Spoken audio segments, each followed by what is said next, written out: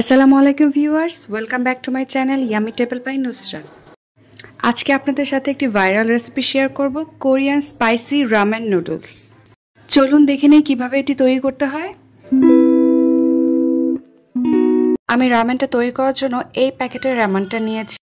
এই প্যাকেটের ভেতরে দুটো মশলা দেওয়া থাকে, একটা হচ্ছে ড্রাই ভেজিটেবলস আর একটা হচ্ছে গুঁড়ো মশলা। এখন এখানে আমি একটি প্যানের মধ্যে পানি নিয়ে নিয়েছি। পানিটা বলক আসার পর এখানে আমি নুডলসগুলো দিয়ে দিচ্ছি সেদ্ধ করার জন্য। এটা সেদ্ধ করতে বেশি একটা টাইমের দরকার নেই, 5 থেকে 7 মিনিটের মতো সেদ্ধ করলেই চলবে।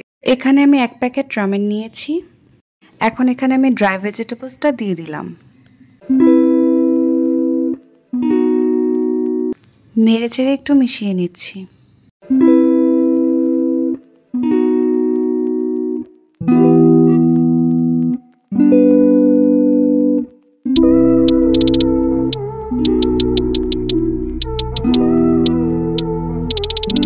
নুডলসটা সিদ্ধ হয়ে গিয়েছে। এখন এটা আমি একটা স্ট্রেনারের মাধ্যমে ছেঁকে একটা সাইডে রেখে দিব।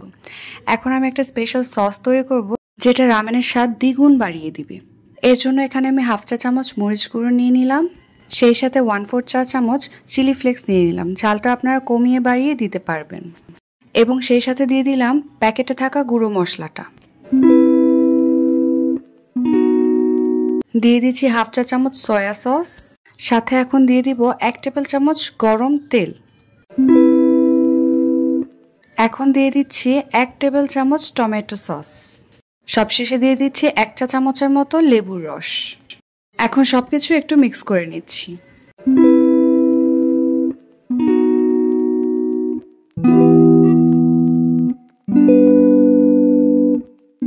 মিক্স করা হয়ে গিয়েছে। এখন আমি সেদ্ধ করে রাখা নুডলসগুলো দিয়ে দিচ্ছি।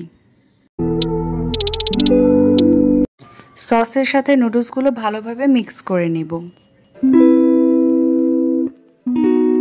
এখন আমি উপর থেকে গার্নিশিংয়ের জন্য কিছুটা সাদা তিল দিয়ে দিচ্ছি। এটা চাইলে আপনারা স্কিপ করতে পারেন। এবং সেই সাথে দিয়ে দিলাম একটি ডিম পোচ।